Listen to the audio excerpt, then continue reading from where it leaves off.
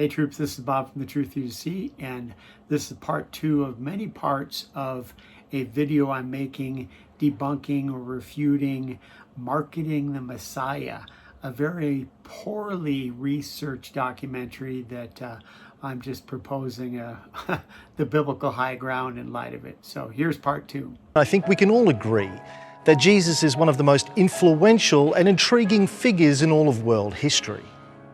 About 40 years ago, when I was a good little Catholic boy going to Sunday school, I was taught the story of Jesus. It went something like this. About 2,000 years ago, a young married woman, still a virgin, was made pregnant by the God of the Jews. She gave birth to a baby in a barn, and 3 wise men found him by following a star, so they could worship him and give some gold and scented oils. When he grew up, Jesus walked around Judea, telling thousands of people he was God, and performing miracles, such as magically making fish and bread appear, turning water into wine, and raising people from the dead. So in this documentary, the kingpin atheist Cameron Reilly introduces this cartoon based on his childhood recollection of what Christianity is. Why did this guy do any additional research? The idea that Jesus, once he becomes an adult, runs around and tells everybody that he's God, thousands of people, is so untrue.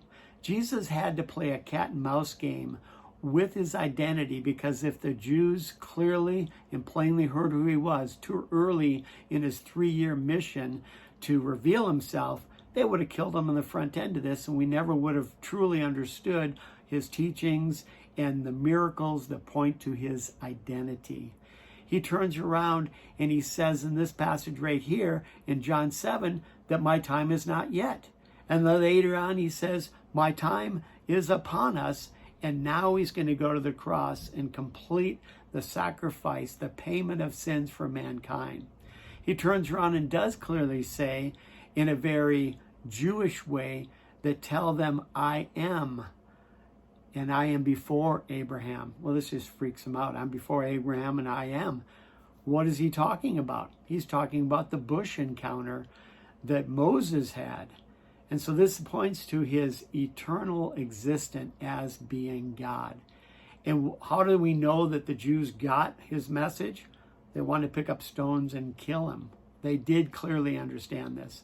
But later on, they turn around and ask him this. In John 10:24, it says this, the Jews then gathered around him and were saying to him, how long will you keep us in suspense? If you are the Christ, tell us plainly. So obviously, he didn't run around telling thousands of people, I am God.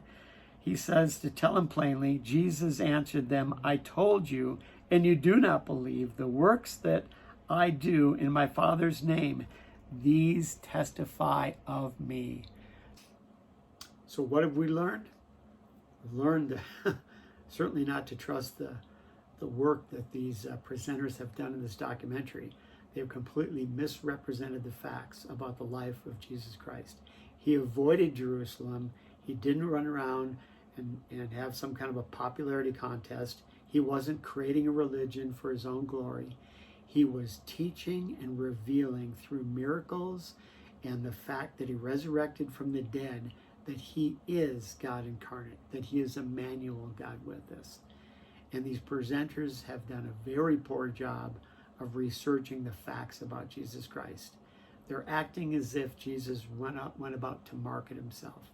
And that's just a modern idea that they brought back into history and planted it on Jesus and the disciples and said that, oh, this is their motive. Utterly preposterous.